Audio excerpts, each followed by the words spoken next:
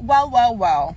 Look at that. Gypsy Rose Blanchard tried to send sexually explicit emails while she was incarcerated in January of 2020. You know what's funny about Into the Weeds podcast reading their legally obtained emails with 1980s millennial commentates is that she thinks it's so funny to put out the 2019 Nicholas Godejohn infiltration group emails and messages, but she doesn't show where Don Boker had sent messages, only his reply. This just proves what everybody thought the entire time. This proves everybody right. That Gypsy Rose Blanchard was evil before she went into prison, and she didn't change. In fact, she came out even more evil. Do you guys remember that movie Blow with Johnny Depp where he plays George Jung, who was an American drug trafficker for decades? Remember, George Jung said something really, really smart pertaining to the American prison and incarceration system. Talking about the first time he was ever arrested, George Jung had said this famous quote. He went into jail with a diploma in marijuana and came out of prison with a master's in cocaine. Meaning that while he was in prison, all it did was teach him how to do more crimes, how to get away with it better, how to operate without getting caught. Because he was around such heinous other criminals. And it had that kind of negative impact on him. And of course, you know that he passed away in 2021 and that he had a daughter. You know his whole story. Johnny Depp played him in the movie Blow. But the fact that Into the Weeds podcast and 80s Millennial is over there on YouTube reading all of the emails, it just proves what we all already knew. It's solid, concrete proof.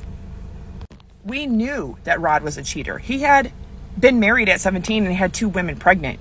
Cheats on his wife with her coworker. And then you think that he just found the love of his life, Christy Blanchard, been happily married for over 3 decades, had 2 children, left and neglected his other 2 children, Gypsy Rose and Nicolette, all because he found his happiness. Of course, we know now that he cheats all the time. So much so that Christy has to snoop through his stuff and his social medias.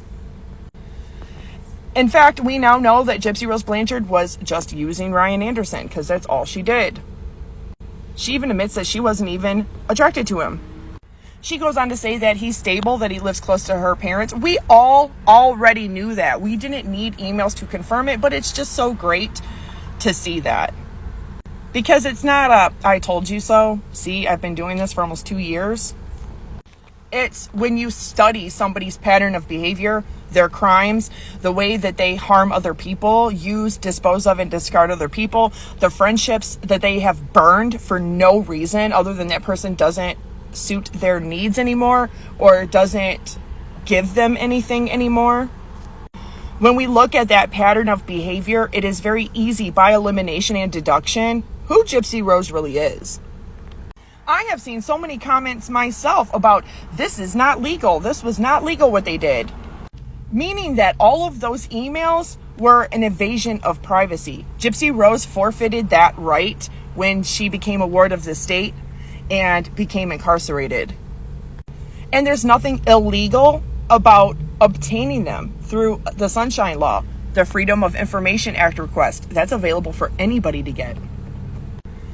And thank you to Ash2 Trippy, who clarified that over on her page and did a really great video breaking that down.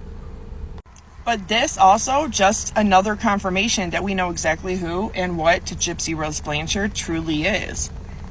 So is it any wonder that Gypsy Rose Blanchard was doing this, trying to get away with sending sexually explicit material while she was incarcerated?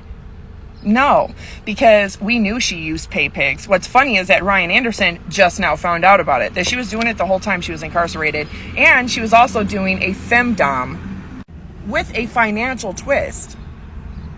But nothing is good enough for Gypsy Rose Blanchard, and she herself is unfortunately going to be her own downfall.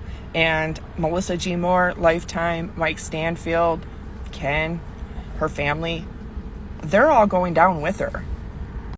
These emails prove not just the chaos that she likes to start and involve herself in, that she likes to create for herself and for her family, but the mass dysfunction that this family operates and lives in. The only thing that is crazy to me is how can people see all of this evidence, all of the videos, all of the FOIAs, all of the documents, all of the court documents, the sheriff's department lists of evidences, all of the case files, all of the crime scene photographs, everything that Gypsy Rose Blanchard has said and done, and the actions she has chosen, her behaviors. If you did not pay attention to none of that shit, then you're just being willfully ignorant at this point. I just can't see how people can't see it. Because now you don't only have rose-colored glasses on, you have fucking blinders on with wool pulled over your eyes. But that's okay. While she was trying to simultaneously use people for money and use her body to elicit money out of them to financially abuse and cause trauma to people, she also simultaneously was trying to create this entire celebrity persona. And I did an entire video about this. I entitled that video The Gypsy Rose Agenda, because not even 6 months after her arrest and incarceration, they were already trying to make money and celebrity off of the Gypsy Rose Blanchard story. They were curating a story, a defense. But it has not stopped. I did an entire part 2 in one of my long form videos on my YouTube where I continuously tell you everything up until June of 2025 that she has done. Interviews, podcasts, books, docuseries, documentaries, her social media, the things that she has done, the things that she has said and partaken in. Those are all a part of the Gypsy Rose Blanchard agenda. And of course, we know that people are profiting off of her. But those are the people that are the closest to her, like Melissa G. Moore and Mike Stanfield. Michelle, the literary agent who literally works with Melissa G. Moore and ghostwrites books. She did both of Gypsy's books with Melissa. They slapped Gypsy's name on it. They give her a cut for using her story. But you know, it's so funny because it's just like with My Time to Stand. She said that she read this book forward and back, forward and back, forward and back. And then she hops on a TikTok live and then admits that, so did Christy, admitting that there was all of these edits that they had to go back after they published it and they had to fix because they were inaccurate. If you read it front and back, front and back, front and back, that's the entire point of proofreading and then editing again. And the fact that Gypsy comes on live and says that she didn't have time to do that because she was about to give birth, then why did you say on Lifetime on season 2 that you read this front to back several different times? You even did the audio version for the audiobook, read in your own voice. But that's essentially why people call it My Time to Scam. Because there were so many lies, egregious new false allegations, inconsistencies, but there is a pattern there. Gypsy Rose Blanchard will do anything to keep the spotlight, to keep the attention and fame on herself, and she will do anything to continue this agenda. And I'll tell you one thing, I seen this from the very beginning. I knew it.